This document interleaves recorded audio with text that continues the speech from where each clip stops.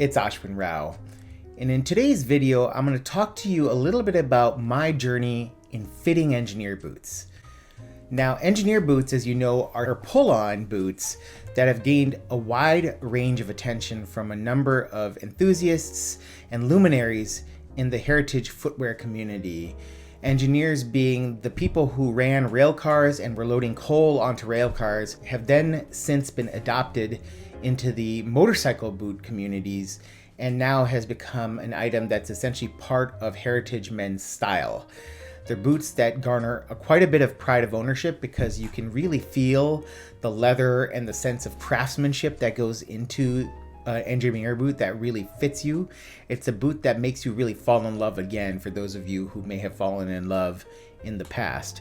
And so it's a boot that, because of its pride of ownership, because of the skill required to execute a really high quality engineer boot with a good last pattern, with an easy fit, with a nice propensity to age over time and develop its own character specific to the owner, those are all reasons to consider why you might want to dive into engineer boots.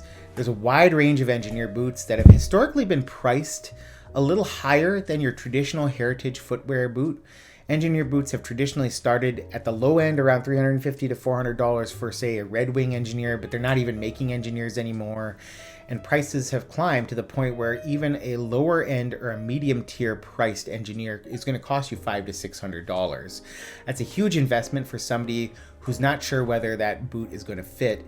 And that's one of the issues that I've run into in trying to understand how to get a good engineer fit for me. So what are some of the factors that might play into how an engineer might fit you? Starting with the person themselves, I would say, what does your foot look like, and how that really might translate into how that foot might fit an engineer is really important. I, for example, have a medium instep, meaning that the mid portion of my foot is in the mid range of high to low, but I tend to trend towards the higher side of a medium instep, meaning that my feet tend to have a little bit more rise because I have a higher arch. The top part of my foot is pushed up ever so slightly compared to the average foot, meaning that when you're trying to put your feet into, say, an engineer boot, this portion right here, if it's not spacious enough, because of the dimensions of your foot, can be a challenge to fit properly. And so instep to me is really, really important in terms of ingress and egress into an engineer boot. How easy it is to get your foot in and out of a chute may well have to do with your instep. Further, if you have a very wide foot, trying to put your foot into a boot which has to turn a corner from going down the shaft and then turn into this footbed and then your heel needing to pop in, that can be a challenge too. So some people have to essentially put their foot in at an angle. Like if their foot is going in, you would think it would want to go in straight. But sometimes you have to actually put your foot in at an angle so that the heel, instead of dropping directly in the lower portion of the foot, you actually have to slide it off to the side here to actually get your foot past this area here, which constricts the shaft and the ingress into your shoe a little bit. So just keep that in mind, that the dimensions of your foot, if you happen to have a high instep or a wider foot, can affect how easy it is for you to get into your engineer boot. It's about 5 years ago when I purchased my very first pair of Wesco Mr. Lou engineer boots. I only came to find out later that while Mr. Lou's are considered one of the paragons of engineer boot lore and manufacture, they're actually quite challenging to fit. They're often made for people who are involved in the workwear segment of our community, who are purpose-driven individuals or willing to let that boot break in. I got my pair in a thick Horween workwear wax flesh that was incredibly difficult to get in and out of because I was tripping and sweating balls basically trying to get my foot in there because the leather would not give at these points where I would run into places where there was a lot of pinching or clamping down of the last. And while my foot eventually did lock in, I also found that the heel counter area, that's the back of the shoe here, not this shoe, but the Wesco Mr. Lou, was rather poorly designed. It was sort of straight and kind of wide rather than tapered and narrow. And I found that straight and wide fit for my narrow, skinny heel created a lot of heel slips. So I was trying to understand what was the hype 5 years ago when I was starting to think about engineer boots. A boot that was incredibly difficult to get on, that I was trying to unbuckle and rebuckle and adjust that. I was trying to get my foot in, and once I got my foot in, the heel was flopping all over the place. So I basically put engineers aside for years because, one, my instep didn't seem to work for the Wesco Mr. Lou, and two, my narrow skinny heel just didn't really work. I have a V-shaped foot, so having ideally a last that accommodates a V-shaped foot would work better for me. And so only in this past year have I come back to engineer boots as a thing for me at the end of the day. I sort of have explored most other styles of boots, and specifically styles of slip-on boots. I'm really a big fan of Chelsea boots. I'm a fan of Chukka boots that are easy to get on and off. And I had always thought, well, gosh, I'm never gonna get along with an engineer boot because it's just gonna be too difficult to get on and off. So that said, because I've tried so many other things, and because I saw the pride of ownership engendered by those who really were appreciating their engineer boots, I decided to give it another go when I saw a pair on the Stitch Down Discord that came available at a very low price from the maker Bristle Black. Now, Bristle Black is probably one of the more highly regarded Indonesian makers because of their notoriety and history in making Chelsea boots, as well as their Jodhpur boots. But for the past couple years, they've actually gotten to be well regarded for their engineer boots. They have two now engineer lasts. The Kapak last, which is reminiscent of the clinch engineer style, the CN wide or the CN narrow last in terms of how it slopes. It's sort of a dress engineer style with a unstructured toe. And the Kapak last is really appealing from an aesthetic standpoint, but it has a dressier vibe. And I tried that as my very first boot in an Indonesian pull-up leather, and that boot just hit a home run for me. I was able to get that boot on and off because the leather was more pliant, and the Kapak last actually fit me quite well. But because my eyes were set on moving up in the engineer world in terms of quality, I started to explore other brands. But before I paused with the Batu last, which is currently part of my lineup, though I'm debating selling this because while I really like it, the fit is not perfect. And for me, engineer fit is the number one factor into why I might not keep an engineer, because ultimately I want a few pairs of engineers that are going to fit me incredibly well so I can go on my journey and enjoy the boots and allow them to age accordingly. But if it's hard to get a boot on and off, or if the foot is sloppy in this last, then I'm going to struggle and move on. The Batu last is actually really nice because it has this little bit of a sprung toe with a toe bump, which I think is really nice. This particular model has a structured toe, and I think if I were to do it again, I would do an unstructured toe. And it has a nice hugging heel cup, which is much more shapely than many other engineer styles, because there is a pretty big motorcycle culture in Indonesia, and engineer boots, while they came from railcar workers in the 1910s and 20s to protect ankles, they also are readily transferable to those who ride motorcycles in terms of protecting the shaft of your lower leg from some of the heated elements or areas where you may get scuffed up. And engineer boots just fit that culture of American or motorcyclist badass culture. And while I don't ride a motorcycle, I do see the aesthetic appeal of an engineer, so I wanted to give that a try. And this Batu last engineer really struck an appeal to me, because here's this beautiful Horween waxed flesh leather that's going to roll and age very nicely and start to fade, and this sprung toe, as I mentioned, with a slight toe bump. But where I have run into some issues with this particular model is that it has a great instep for somebody with a medium instep. I have a slightly high to medium instep. It's a little higher than your typical middle of the road instep. It's not a high instep and not a low instep. I think that this particular model, because of the way this particular last is shaped, would work better for somebody with a medium to a low medium instep and a reasonably wide foot. Fit can also play a role when you talk about arch support and what the foot bed looks like in your shoe. I think that most engineers that I've tried have fairly flat foot beds, but there are a few that have some arch support built into them. My favorite boot, which we'll be talking about in a little bit, has some very nice built-in arch support, and I find that for my foot to be very accommodating when I am placing my foot in that footbed of that Engineer. And so I started to recognize that heel slip was an issue, ingress and egress, and getting my feet into the shoe, which was to some degree related to the instep size. Those factors were starting to get really important. The other factor that I noticed that was important was that the shaft of the boot, I found that I didn't want it to feel too constricting on my leg. I already had to pull on a high sock to accommodate and not have leather banging around on my calf all day long. And to have a very tight shaft to some degree would make me feel like almost a little constricted there. So having a slightly wider shaft where the foot is locked in, and then you basically have a pair of wide-legged jeans with the shaft butting up against the edge of the jeans, allowed my foot to feel more freely. And so one of my other early pairs that I really fell in love with was this pair of Roll Club Engineers by Brian the Bootmaker.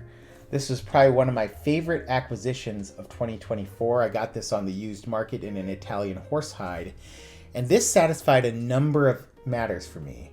Number one, it had a heel that was very, very gripping of my particular heel, so I didn't feel like there was any heel slip when I was wearing this boot. Two, it was pretty easy with this supple horsehide as well as this instep space being a little higher to get my foot into the boot. Three, the shaft here being a little broader in circumference compared to other Engineers, such as, say, the Batu Last, which is a little bit more narrow, hard to see in these pictures, but this is a little more symmetric, narrow shaft without that bulge in the back here. Initially, I was like, is that bulge going to work for me? But truth be told, this bulge really makes all the difference in accommodating my gastrocnemius calf musculature, as well as this curve here, allowing the heel to stay on place in a very easy and comfortable manner. The only issue I've had is that this pair I bought actually at a size or so, half a size to a size too small. So I've had to wear this boot with a pair of dress socks or thinner socks, and then everything works out fine, even though it's a little tight and crowded in the toe box. So I've reached out to Brian, and he's actually going to relast this one size bigger and put on a new sole. There's nothing really wrong with this sole, but I kind of want to start fresh with a new sole so I can take this boot on its own journey. The other factor that came in that I enjoyed was that this boot actually feels, once it's collapsed down, a little shorter than some of my other Engineers, such as my clinch. My clinch, which I loved aesthetically, that CN wide last was still a bit narrow, and I developed some hot spots along my outer edges of my feet. And the instep, again, was fairly narrow to the point where it was irritating the top of my foot and causing some nerve pain in that area. So I basically decided to move on because I don't want nerve pain. I don't want really any heel slip, and that was an issue with my clinch Engineers as well. I thought it would craft and mold to my foot, but it really wasn't doing that. And then ultimately, just the fit was a little sloppy. And ultimately, the Brian the Bootmaker model was the one that really I latched onto and really have loved, and I'm just going to get it resized and kind of go from there. I want to test out different styles and fits, but I don't want to spend a ton of money every time I'm buying a pair of Engineers. Every time you buy a pair of Engineers, you're talking $500, $600, $700, $800, $1,000, $1,500, and you're just like, oh my God, this is an expensive hobby all of a sudden.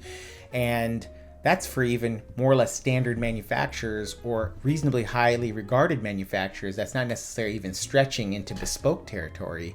So along came a brand about a year ago that I started gaining interest in and ended up contacting. The first that I got was this really cool pair of Crush On Retro Engineers. Now, Crush On Retro hails from China. They are a clothing and footwear manufacturer brand. They have some really neat boots as well as some really neat jackets and clothes available, manufactured in China. And this particular model, this last, much more bulbous, kind of 301 Viberg style last, kind of a boxy toed last. I just found this last to actually work really, really well for my foot. Now, there's a ton of space on this Engineer here in terms of the toe box space, but this instep was nearly perfect in securing my foot without creating much wobble in my foot, but also not compressing and causing neuropathy. Number two, even though this heel stay and heel counter looked a little bit more elongated and boxy. Turns out that there's some curves in here that made it snug. When I'm using my woolen kind of medium thickness darn tough socks, this guy literally locked onto my foot like nothing else. And this is the boot that really changed my opinion on why I should get an engineer regardless of price, and why I should keep one versus the other. Whereas you might think that a brand such as Crush On Retro with this pair that costs around $300 would be far inferior to, say, a brand such as Clinch or Roll Club, I found myself grabbing this pair all the time because of fit. The boot was pretty wide, and while it doesn't have quite the organic curves or the angles to it that some of the other higher end boots had, it had this really cool leather, which was pretty supple. It's a bovine hatch grain waxed leather, easy to get on and off the feet, easily locking into my foot, all day comfort, a decent amount of arch support that I put in with an insole that was able to fit in here and still feel like my foot was very comfortable.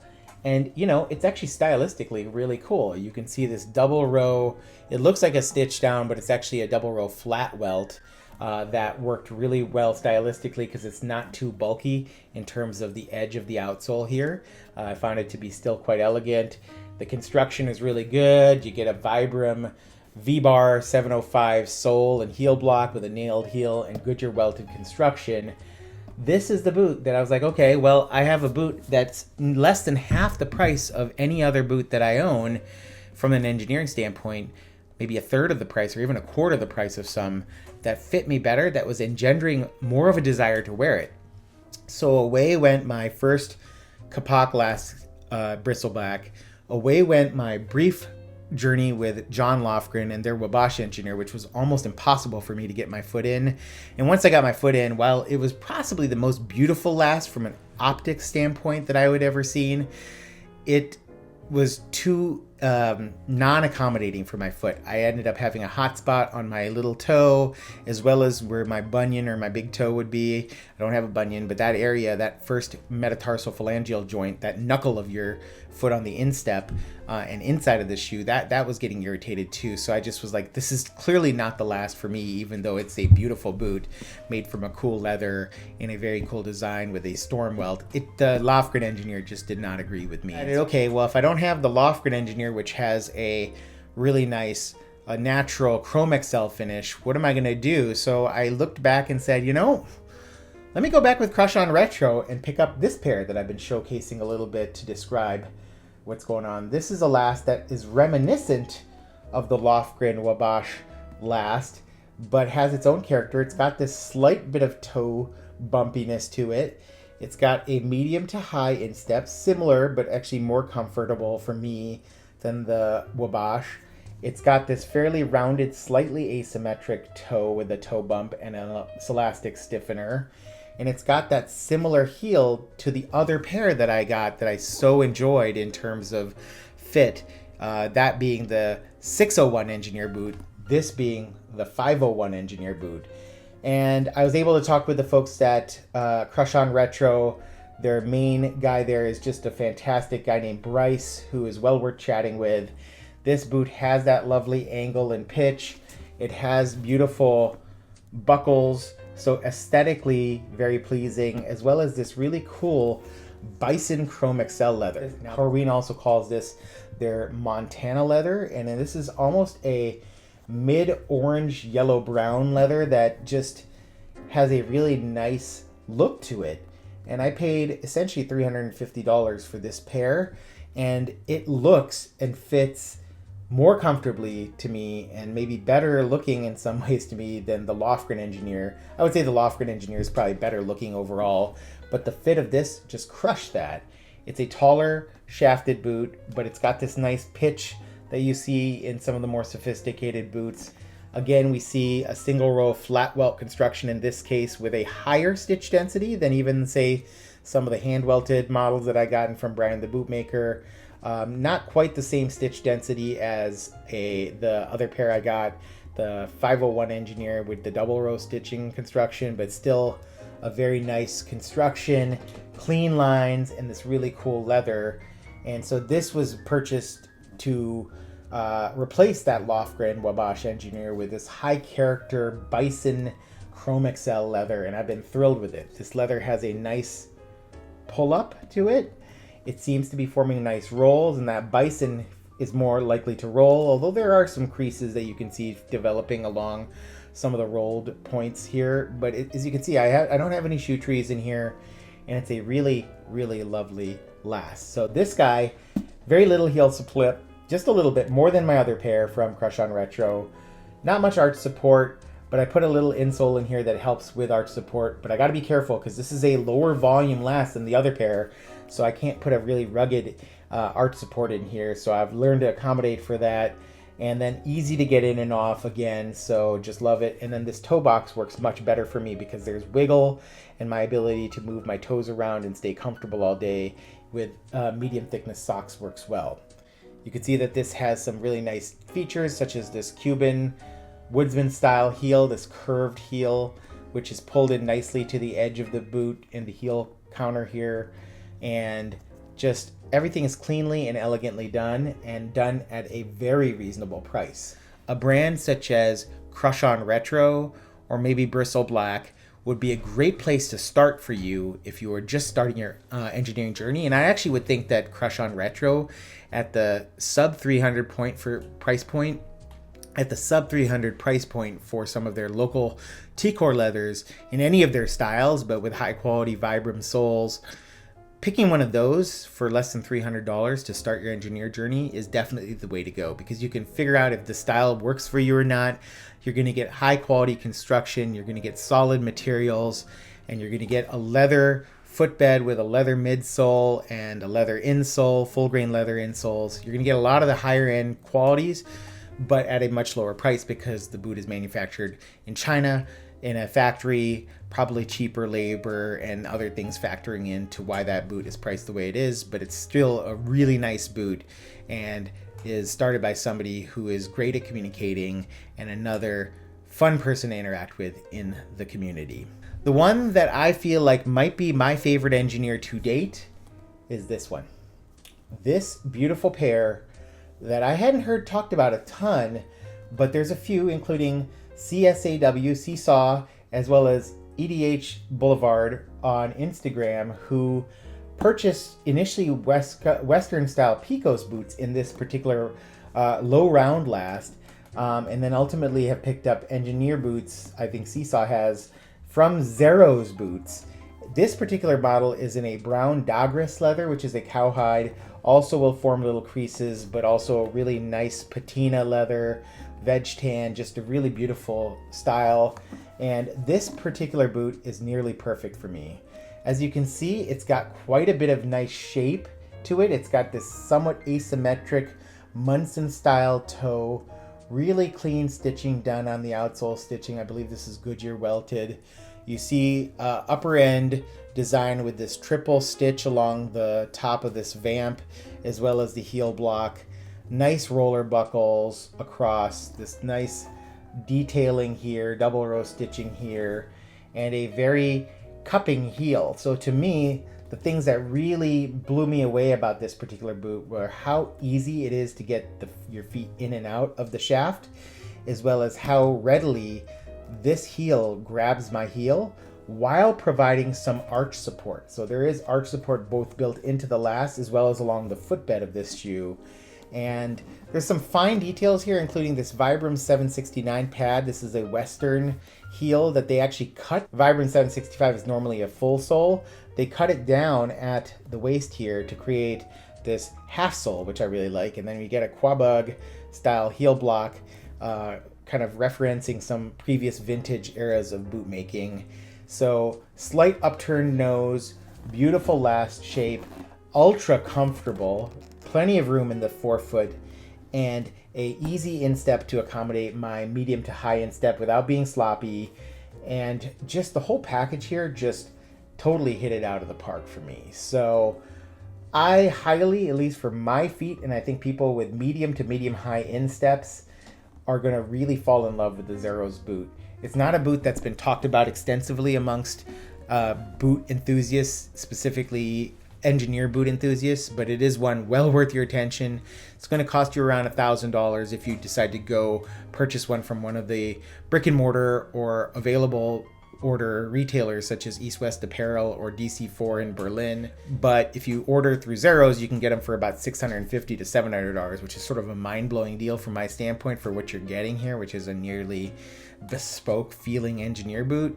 That unfortunately takes about bespoke time to manufacture. 15 months or so is what it's going to take to get your boots if you're willing to wait and save on the $300 upcharge for purchasing a ready-to-wear pair from one of the stockists. Factor that in. Wanted to talk about two other boots that I haven't spent a ton of time with. One is Clinch. I think many people consider Clinch and Roll Club to be the alpha dogs of the engineering boot world. For me, the Roll Clubs fit a little bit better, but there's some questions that Brian doesn't always put out the best quality control and things like that.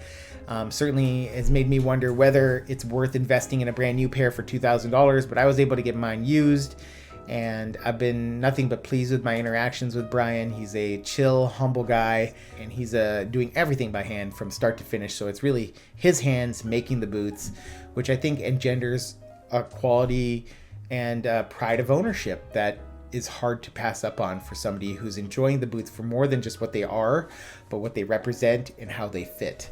So factoring those all in, Brian the Bootmaker to me is the top dog because the fit from Brian the Bootmaker and the Roll Club engineers is better on their 1940 last. The other brand, obviously, that I should be bringing up is Clinch. Clinch has a couple different engineering lasts. Their typical CN last, I believe it's either the CN or the CN Narrow last. It's a last that was developed for the Japanese market. Japanese in general have somewhat narrower feet, and so that last is a little bit narrow for the average US-based footwear enthusiast. So they developed the CN wide last, which is also very similar. It's a low-profile, unstructured toe last that collapses down. It's a dress engineer style with a more symmetric toe and a more symmetric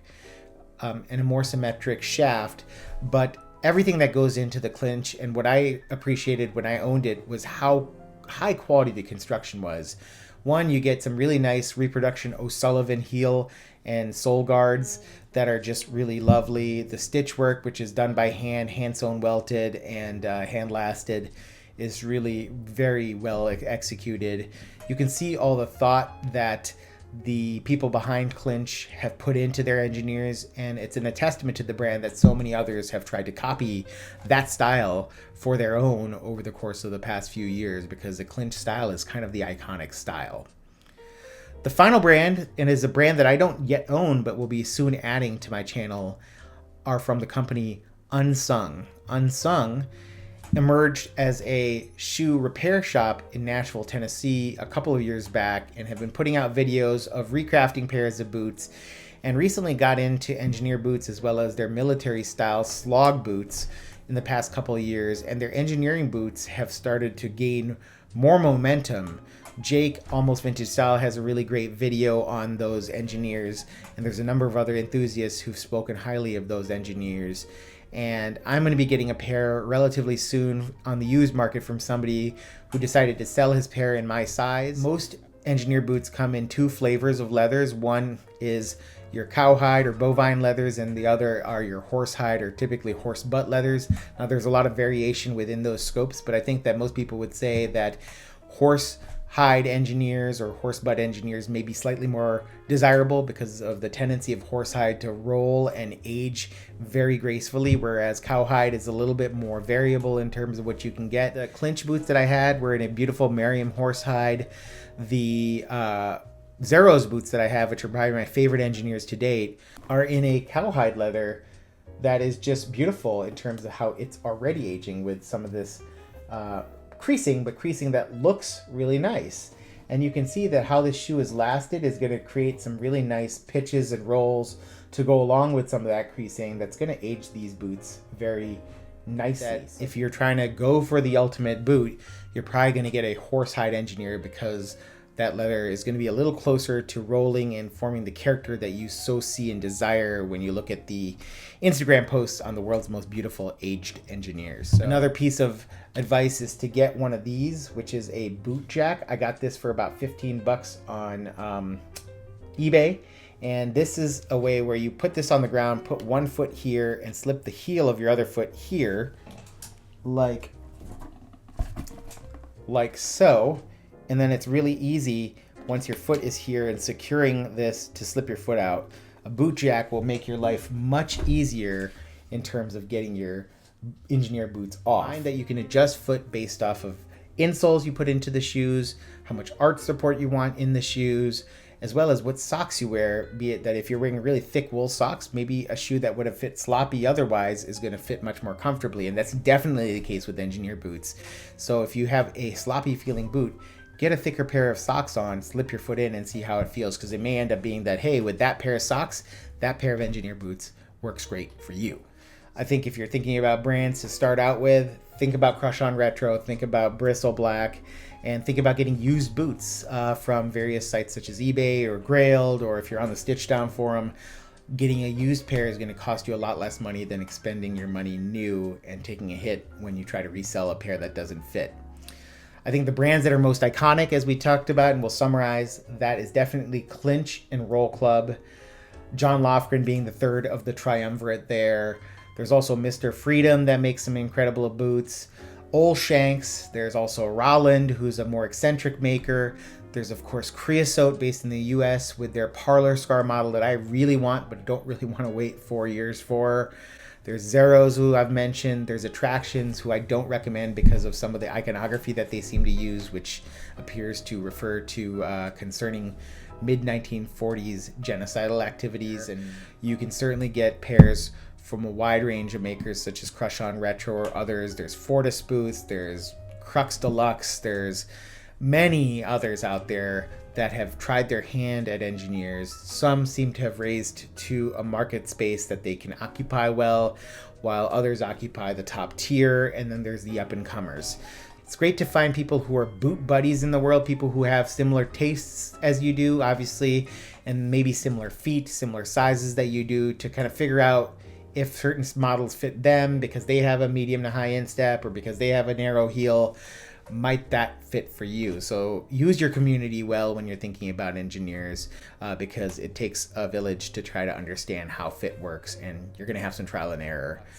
I hope you enjoyed this video, as I am in the early phase of my boot journey, but I've already had some experience, so I'm hoping that you can skip line forward and figure out maybe a fit that works better for you based on this video. And I hope you're doing well. We'll talk to you soon, okay? Take care and goodbye.